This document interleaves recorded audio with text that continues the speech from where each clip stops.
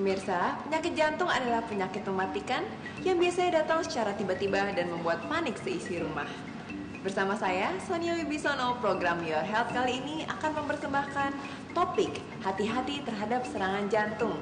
Kami akan membahas secara tuntas usaha-usaha yang dapat Anda lakukan untuk mencegah terjadinya serangan jantung.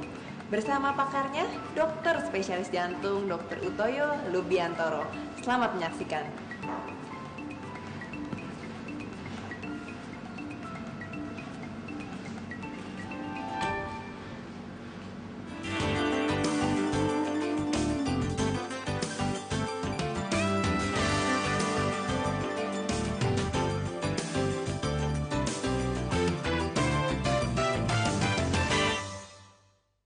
Pemirsa, sekarang kita telah sampai pada ruangan Dr. Utoyo Lubiantoro untuk berbincang-bincang mengenai serangan jantung.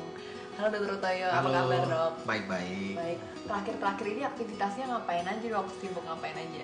Ya seperti biasa ya, periksa pasien, mengobatin pasien. Juga katanya sibuk di TV-TV juga ya dok ya? Iya, tapi beberapa waktu yang lalu ya. Kemudian operasi-operasi juga katanya jago balon nih dok ya? Iya, bukan operasi sih, secara invasif ya, dengan teknik kateterisasi gitu. Jadi non operasi ya.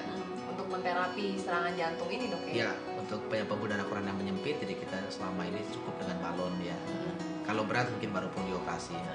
Kemudian apa saja penyebab dari serangan jantung tersebut dok? Oke, iya. Jadi sebetulnya bukan penyebab ya untuk serangan jantung itu, tetapi kita kenal dengan faktor resiko.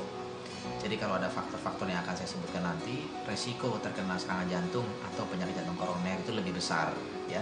Bukan berarti kalau nggak ada faktor-faktor itu si pasien nggak bisa kena serangan jantung. Faktor resiko ini dibagi dua, jadi faktor mayor atau utama, jadi kontribusinya besar, dan yang kedua faktor resiko yang minor, jadi kecil, tidak terlalu signifikan pengaruhnya. Nah yang mayor itu satu, perokok ya.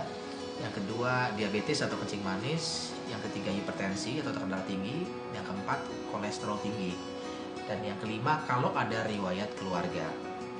Nah, semakin lama faktor-faktor ini diderita oleh pasien dan juga semakin berat ya, misalnya tekanan darahnya lebih tinggi, merokoknya lebih banyak, mungkin 3-4 kali sehari, gula darah juga semakin tinggi. Nah, resikonya lebih besar dan mungkin juga akan lebih cepat dalam arti waktu terkena serangan jantung. Siapa-siapa saja yang bisa terkena serangan jantung ini? Usianya dari yang berapa sampai berapa dok? Kalau tahun-tahun mungkin sekitar 20 tahun yang lalu ya, itu umumnya pasien yang berumur di atas 50 tahun. Tetapi kita lihat karena faktornya seperti perokok, hipertensi, kolesterol itu sangat erat hubungan dengan gaya hidup seseorang ya. Kita lihat bahwa sekarang anak-anak remaja sudah mulai punya pola hidup yang tidak sehat, baik makanannya, rokoknya, dan lain sebagainya. Sehingga juga sekarang ini tahun-tahun terakhir banyak pasien yang kena serangan jantung umurnya di bawah 40, antara 30 sampai 40. Jadi ada kecenderungan semakin muda gitu. Yang saya pikir itu secara medis juga menunjang karena gaya hidup yang tidak sehat ya. Apa saja pemeriksaan atau check up yang bisa dilakukan oleh seseorang agar jangan sampai terjadi serangan jantung dok? Ya. Jadi check up ini dibagi dua ya, antara primer dengan sekunder. Jadi kalau primer itu maksudnya kalau seseorang belum ada sakit jantung. Jadi check up primer ini dalam usia yang relatif lebih muda, mungkin sekitar 30 tahun, itu lebih untuk mencari faktor resiko tadi. Ada nggak hipertensi, adakah diabetes, adakah kolesterol, kan lewat cek darah, tekanan darah, dan lain sebagainya. Kalau itu udah ada masalah, kita obatin supaya di masa depan tidak kena serangan jantung atau penyakit jantung koroner. Nah kalau dia sudah kena penyakit jantung koroner, sudah pernah serangan jantung, itu pun tetap harus diobatin. Sebab kalau tidak nanti ujung-ujungnya di masa depan komplikasi yang lebih berat bisa terjadi gagal jantung. Jantungnya membesar, fungsi menurun, pasien sesak nafas dan seterusnya gitu. Kemudian kita sering dengar nih dok tentang pemeriksaan treadmill dan juga rekam jantung. Itu apakah harus dilakukan untuk mencegah jadinya serangan jantung atau hanya optional atau boleh dilakukan atau boleh tidak? Oh ya. Tidak harus ya, jadi tergantung. Jadi kalau pemeriksaan rekam jantung atau dalam istilah medis EKG ya, elektrokardiografi, itu yang direkamkan otot jantungnya. Jadi mungkin saya menunjukkan sedikit secara anatomi kali ya supaya mengerti.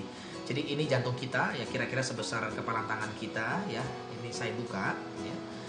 Ada 4 ruangan ya, 2 bilik dan 2 serambi. di mana ruangan-ruangan jantung ini dikelilingi oleh otot-otot jantung, ya. Ini dia otot jantung yang berfungsi memompa, dia berkontraksi sesuai dengan denyut jantung manusia.